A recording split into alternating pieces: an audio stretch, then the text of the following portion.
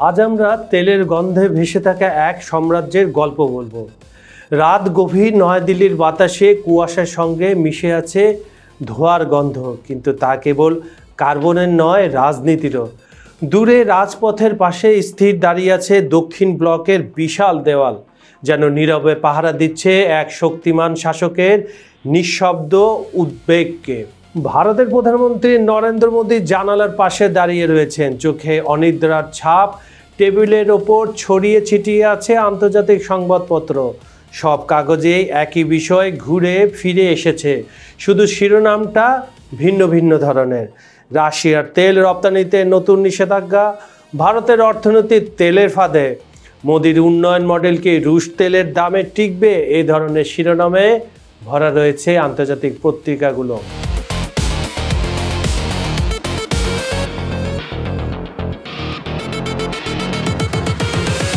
ঘড়ির কাঁটা তখন রাত 2টা ছুঁই ছুঁই।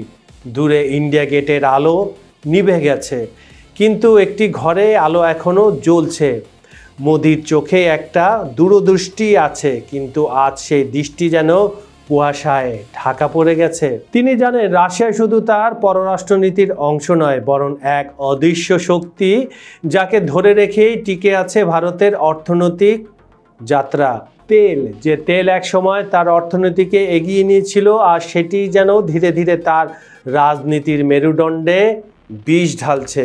কেউ একদিন বলেছিল, বিশ্ব রাজনীতি কেবল যুদ্ধ আর বন্ধুত্বের গল্প নয়, এটা তেলেরও গল্প।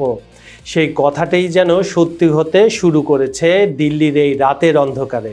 রাশিয়া ইউক্রেন যুদ্ধে যখন বিশ্বজুড়ে বাজার অস্থির করে তোলে, তখন সবাই তেল হারায়, কিন্তু ভারত পায় সস্তা, অবিশ্বাস্য দামে রাসায়ন তেল।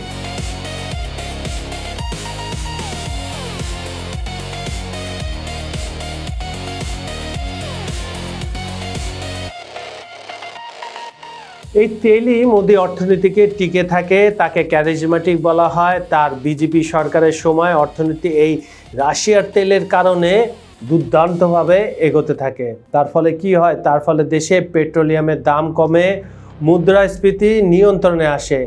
সেই সময় সবাই বলেছিল মোদি এক গেম চেঞ্জার, কিন্তু কেউ দেখেনি এই গেমের ভেতরে লুকিয়ে ছিল এক মাইনফিল্ড, যা একদিন বিস্ফোরিত হতে পারে আন্তর্জাতিক চাপে, ডলার সংকটে কিংবা জনগণের ক্রোধে।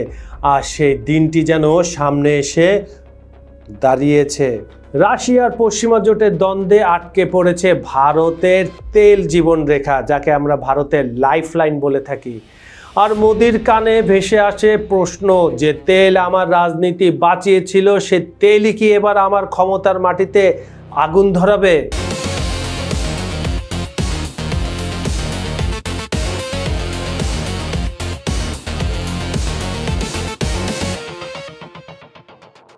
দিল্লির রাত ক্রমে গভীর হয়, আর জানালার বাইরে বৃষ্টি পড়তে শুরু করে। প্রতিটি বৃষ্টির ফোঁটা যেন স্মরণ করিয়ে দেয়, কোনো সাম্রাজ্য কখনো বাহিরের যুদ্ধে নয়, ভেতরের সংকটে ভেঙে পড়তে পারে। এই গল্প সেই সংকটের, এই গল্প তেলের নয়, শক্তির। এই গল্প এক নেতার, যিনি বিশ্বের তেলের মানচিত্রে নিজের সাম্রাজ্য আঁকতে চেয়েছিলেন, কিন্তু এখন হয়তো সেই মানচিত্রই তার ভাগ্যের রেখা বদলে দিতে চলেছে। খবর সংযোগের বিহাইন্ড দ্য সিনে আজ আমরা তুলে ধরব ভারতের প্রধানমন্ত্রী নরেন্দ্র মোদীর রাশিয়া নির্ভর জ্বালানি নীতির ভেতরে দোদুল্যমান বাস্তবতা। একদিকে রাশিয়ার সস্তা তেলের প্রলোভন, অন্যদিকে পশ্চিমা নিষেধাজ্ঞার চাপ, আর মাঝখানে মোদীর রাজনৈতিক সমীকরণ, যেখানে প্রতিটি সিদ্ধান্ত দাম মাপা হচ্ছে ক্ষমতার পাল্লায়। চলুন তাহলে শুনে আসা যাক।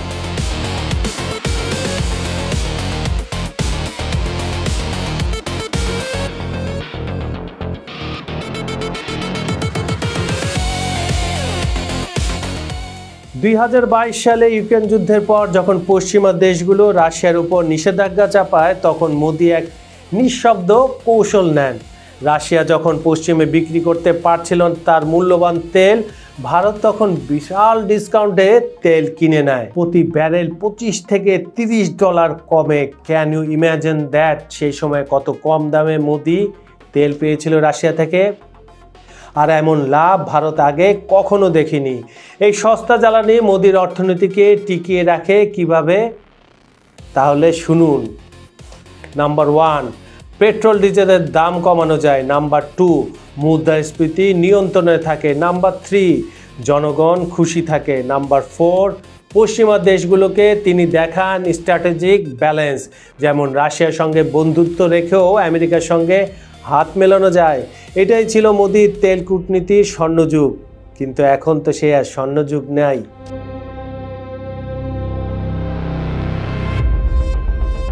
কিন্তু 2025 সালের মাঝামাঝি বিশ্ব রাজনীতির চিত্র পাল্টাতে শুরু করে। রাশিয়ার যুদ্ধ অর্থনীতি দুর্বল হয়ে পড়ে আর পশ্চিমা নিষেধাজ্ঞা আরও কঠোর হতে থাকে। নতুন সেকেন্ডারি স্যাংশন আসায় ভারতের ব্যাংকগুলো ভয় পেতে শুরু করে। রুশ তেলের লেনদেনের কারণে ডলার নিষেধাজ্ঞা আসতে পারে বলে তারা সন্দেহ করতে থাকে। একদিন অর্থ মন্ত্রণালয়ের এক বৈঠকে এক উচ্চপদস্থ কর্মকর্তা মোদিকে সতর্ক করে বললেন, রুবল টেস্ট সিস্টেম ভেঙে পড়ছে, রিজার্ভের চাপ বাড়ছে। মোদি বরাবরের মতো নীরব থাকে। তিনি মনে মনে ভাবতে থাকেন আর তিনি ভালো করে জানেন তেল ছাড়া ভারতের অর্থনীতি একদিনও টিকবে না। কিন্তু পশ্চিমের চাপ, অভ্যন্তরীণ মুদ্রাস্ফীতি আর নির্বাচনের আগের অর্থনৈতিক অস্থিরতা সব মিলিয়ে চারদিক থেকে ঘিরে আসছে সংকট আর সংকট।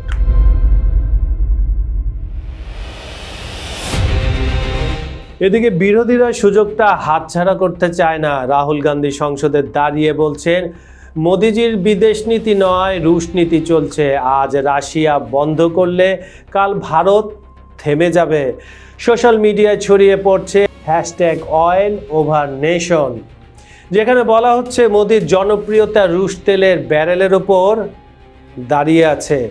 দেশের শহরে শহরে জ্বালানির দাম বাড়ছে। ট্রাক চালক ধর্মঘটের হুমকি দিচ্ছে। বাজারে পণ্যের দাম বেড়ে যাচ্ছে।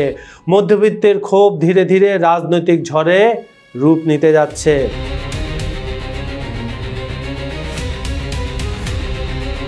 হোয়াইট হাউসের ফোন আসে দিল্লিতে, ওয়াশিংটন থেকে স্পষ্ট বার্তা পাঠানো হয়, ভারত যদি রাশিয়া থেকে তেল কেনা বন্ধ না করে তাহলে ডলার লেনদেন সীমিত করা হবে। এমনিতে 50% ট্যারিফের চাপে ভারত তাদের সর্ববৃহৎ বাজার মার্কিন যুক্তরাষ্ট্রে বাজার হারাতে পারে। তারা বিভিন্ন বিকল্প বাজার খুঁজছে, কিন্তু এরকম রেডিমেড বাজার তারা তো দ্রুত পাবে না। তারপরে এই হুমকি যে ওয়াশিংটন থেকে আসলো, খুব দ্বিধাচলে পড়ে গেছে মোদি। ওদিকে মস্কো থেকেও আরেকটি বার্তা আসে, বন্ধুত্বে বিশ্বাস রাখুন, আমরা দাম আরও কমাবো। দুই দিকে টানাপোড়েনে মোদি আটকা পড়েন।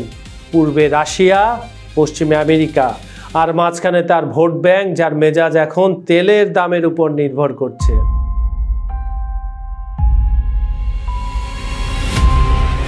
গভীর রাত, দিল্লি রেসকোর্স রোডে মোদি একা বসে আছেন।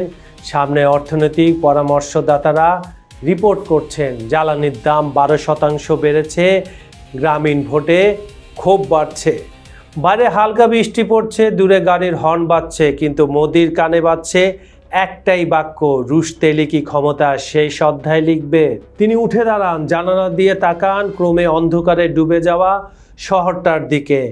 এই শহর একসময় তার সাফল্যের প্রতীক ছিল, আজ তা যেন চাপা গ্যাসোলিনের গন্ধে ভরা, অস্থির, উত্তপ্ত, অনিশ্চিত।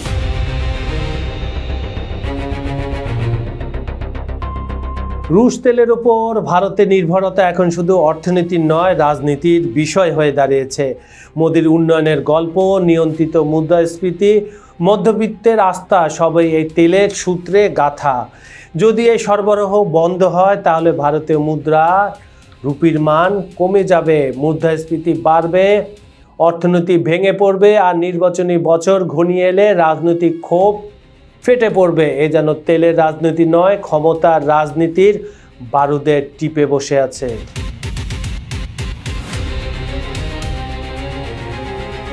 দিল্লির আকাশে আবারও ধুলো উঠছে। দক্ষিণ ব্লকের জানালার বাইরে তীব্র আলো পড়ছে, কিন্তু সেই আলোয় কোনো দীপ্তি নেই, শুধু একরাশ ক্লান্তি। মোদি চেয়ারে বসে রয়েছেন, সামনে ভারতের অর্থনীতির সূচকগুলো একের পর এক পতনের গ্রাফ। প্রতিটি লাল রেখা যেন তার রাজনৈতিক জীবনের এক একটি দাগ হয়ে উঠছে। দূরে টেলিভিশনের পর্দায় একজন সংবাদ পাঠক বলছে, দেশের বিভিন্ন প্রদেশে আজও পেট্রোলের দাম বেড়েছে। বিরোধীরা সরকারের তেল নীতি নিয়ে তীব্র সমালোচনা করছে। মোদির চোখে প্রতিফলিত হচ্ছে সেই সংবাদ স্ক্রিনের আলোটি। তিনি বুঝতে পারছেন এই আলো আসলে এক অন্ধকারের প্রতিধ্বনি। একসময় এই মানুষটি রাশিয়ার তেলের ভান্ডার থেকে নিজের রাজনৈতিক শক্তির ইন্ধন সংগ্রহ করেছিলেন। তিনি বলেছিলেন, বিশ্ব যখন অনিশ্চিত, ভারত তখন স্থিতিশীল। কিন্তু সময়ের চাকা ঘুরে গেছে। রুশ জ্বালানি যখন আর সস্তায় আসছে না, তখন স্থিতিশীলতার দেয়ালটিও ভেঙে গেছে। অর্থনীতি থেকে শুরু করে জনমত, সব জায়গায় এক ধরনের ক্র্যাকডাউন দেখা দিয়েছে। বাইরে বৃষ্টি পড়ছে, এক এক করে ফোঁটাগুলো জানালায় আছড়ে পড়ছে, যেন প্রতিটি ফোঁটা এক একটি অস্বস্তির প্রশ্ন। যে তেলের আগুনে তুমি রাজনৈতিক দহন জ্বালালে, এখন সেই আগুন কি তোমাকে গ্রাস করবে? মোদি জানেন এটা শুধু আন্তর্জাতিক সংকট নয়, এটি এক মানসিক যুদ্ধ। একদিক থেকে পশ্চিমা চাপ, অন্য দিক থেকে রুশ নির্ভরতা, আর মাঝখানে ভারতের জনগণ, যারা প্রতিদিনের জীবনে পেট্রোল পাম্পে দাঁড়িয়ে বোঝে রাজনীতির প্রকৃত মূল্য। তিনি চেয়ার থেকে উঠে দাঁড়ান, জানালা খুলে বাইরে তাকান। দিল্লির রাস্তা ভিজে আছে, মানুষের ভিড় কমে গেছে, কিন্তু তার মনে হচ্ছে এই রাস্তাগুলো একদিন আগুনে জ্বলে উঠতে পারে। যখন মানুষ বুঝবে তাদের ঘরের রান্না, তাদের জীবিকা, তাদের আশা সবই কোনো দূর দেশের তেলবাদের উপর নির্ভর করে। এই মুহূর্তে হয়তো ইতিহাস আবার লিখছে নিচের নতুন অধ্যায়।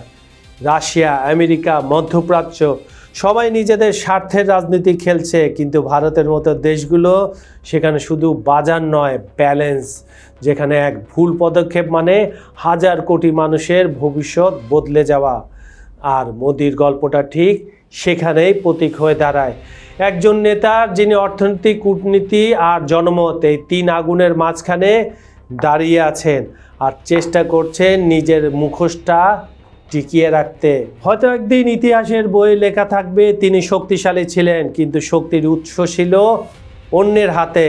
আর সেই উৎস যখন শুকিয়ে গেল, তখন তার সাম্রাজ্য ধীরে ধীরে নিভে গেল। যেভাবে পেট্রোল শেষ হলে গাড়ি থেমে যায় হঠাৎ নিঃশব্দে। সুপ্রিয় দর্শক, খবর সংযোগের বিহাইন্ড দ্য সিনের ভিডিওগুলো আপনাদের কেমন লাগছে আমাদের জানাবেন। আমাদের ভিডিওগুলো লাইক, কমেন্ট ও শেয়ার করবেন। আমাদের চ্যানেলটি সাবস্ক্রাইব করে রাখুন। আজ এখানেই বিদায় নিচ্ছি। এতক্ষণ আপনাদের সঙ্গে ছিলাম আমি, কাজল হায়দার।